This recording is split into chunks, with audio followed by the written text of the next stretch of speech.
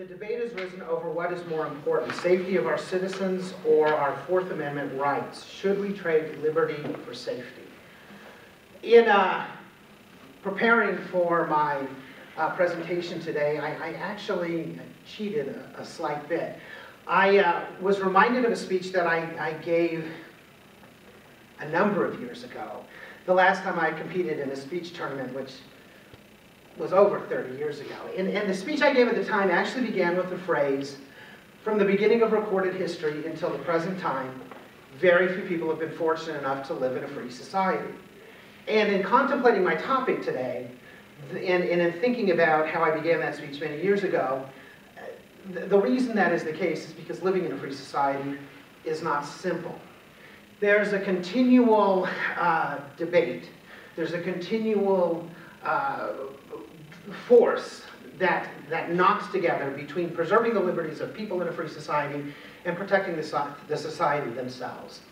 I'm going to suggest, though, today that the debate we're currently having in the United States over liberty, particularly Fourth Amendment rights, and also First Amendment rights, and keeping the country safe from terrorists and other foreign entities that intend to do us harm, is perhaps not necessarily the correct way to frame the debate.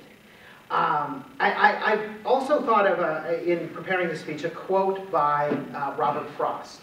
I know most people, when they are debating this issue, are quoting Churchill and Roosevelt and a whole host of political leaders of the past. But Robert Frost said, "You have freedom when you are easy in the harness."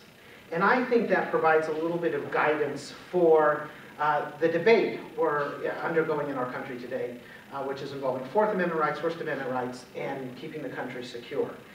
I feel that by examining what we have gone through as a country when it comes to issues of safety and liberty, from a historical standpoint, where we are today, and where we need to go, where I would suggest we need to go, we find that the debate is not the simplistic balancing of liberty interests with safety interests. Historically, we have had major threats to our country throughout our history. Our country was born in the turmoil of war, the Revolutionary War, and ultimately the Civil War, and other conflicts. We've had presidents and administrations throughout our history that have been able to address serious threats to our country without taking major steps or even moderate steps towards degrading our civil liberties, particularly Fourth and First Amendment rights. There are exceptions. Certainly in the Civil War, President Lincoln did have to take steps in limiting certain civil rights, particularly habeas corpus and some other rights that are guaranteed in the Constitution. President Roosevelt did some similar things at the outset of the Second World War, and as we moved closer to becoming involved in that conflict. But historically, overall, as a nation, our leaders have taken positions politically and in foreign affairs that evoked a strength that perhaps is not there in this day and age, and perhaps it doesn't exist in this day and age precisely because of some of the things we're doing as far as degrading some of the civil rights we enjoy as a country. Today, we see, and the policies that have really started being fostered by our administrations beginning about 15 years ago and carrying forth today, that are culminating in things like the NSA, euphemistically is being called the NSA spy program, where the NSA is tampering or fooling around with emails and other private communications of American citizens. But it's even more significant than that. The administrations, somewhat starting in the Bush administration and moving forward to the Obama administration today, have now taken the stance that an American citizen abroad who's thought to be associated with or involved in terrorism can be executed without the protection guaranteed a typical American citizen through the Fourth Amendment.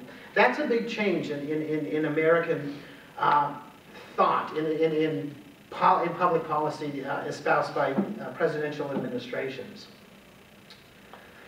And I would suggest that it's not necessarily benefactive. as far as protecting the country and furthering what goals both the Bush and the Obama administration and prior administrations had hoped to accomplish. I am suggesting that our president and our government and our Congress doesn't need to degrade Fourth Amendment rights in order to accomplish goals of keeping the country secure. In fact, I'm suggesting it may be having the opposite effect. I apologize. I would suggest it's having the opposite effect. By the type of invasive activities we're doing through the NSA, both to our own citizens and with other world leaders, we're doing similar things with their email, with their phone calls, and so forth, that we're doing with our own citizens. It's weakening our relationship with other foreign leaders. It's weakening our position of leadership in the country, and it's weakening the security of our country. The fact that we are degrading our protection of our civil liberties in this country.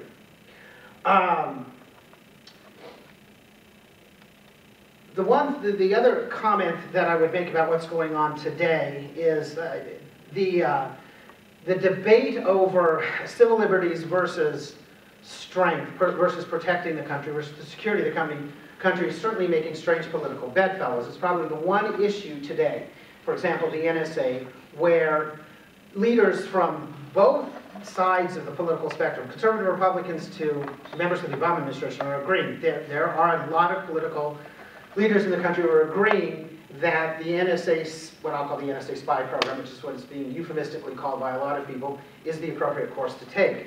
However, civil libertarians, I think, certainly are taking a different approach. Those outside of government are arguing that that really is not where we need to be as a country. It's not having the desired effect.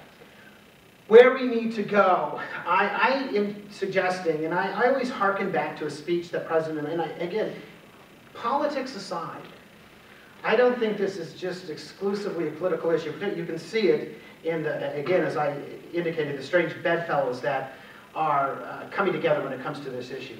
President Obama had an interview at Christmas time, the month after he was reelected president. And President Obama made a comment, which I thought was an important comment. And his comment at the time was, during the interview, he said he thought his biggest mistake during his first term as president was he didn't understand, and this was a surprising thing for President Obama to say, I felt, because I think he's a very solid communicator in many ways. President Obama made the comment that he felt his biggest shortcoming as president was he wasn't using the presidency as the bully pulpit that it's intended to be. President Obama indicated he understood the job of understanding the mechanics of running the government of the United States, but didn't really fully grasp his role as the leader of our state. As he's the leader of the government, but he's also the figurehead, for lack of a better word, of our nation. He's the symbol of the United States, and he felt he wasn't projecting that role of his office effectively. And I think that is playing a role in the whole Snowden, Fourth Amendment, First Amendment, and secure country debate. I think the president and our national leaders do need to project strength. The projection of strength, the projection of leadership is more than just some sort of mythical, fuzzy thing that has no actual consequences. A projection of strength, a projection of confidence by our government in that our government does stand for something is important in the entire debate of protecting the nation's borders, protecting the security of the country internally from terrorists and all of that. There's some examples I can use. I mean, President Nixon, Henry Kissinger one time came into President Nixon's office, and I'm not saying President Nixon should be the role model for an American president, but Henry Kissinger, Secretary of State, came into President Nixon's office at one point during the administration and said, you know, Mr. President, a lot of world leaders think you're crazy. And President Nixon's response was, and he did qualify it ultimately, was, well, I think that's probably a good thing. But he went on to qualify it by noting that he felt that world leaders felt that he was a strong leader and was going to stand for the principles that this country was founded upon. There's other examples, President Clinton, President Reagan, across both, President Roosevelt, across both political parties, who have exuded strength, confidence, and stood by the values, the core values that represent in our country and that our country was founded upon. In the end, I would suggest that when it comes to the debate over the safety of our citizenry and the extraordinary steps that are being taken today to theoretically defend that safety, by compromising the Fourth and also the First Amendment, leaves the citizens unsafe. In the end, if our fundamental liberties are not protected, we truly are not safe as citizens. Thank you.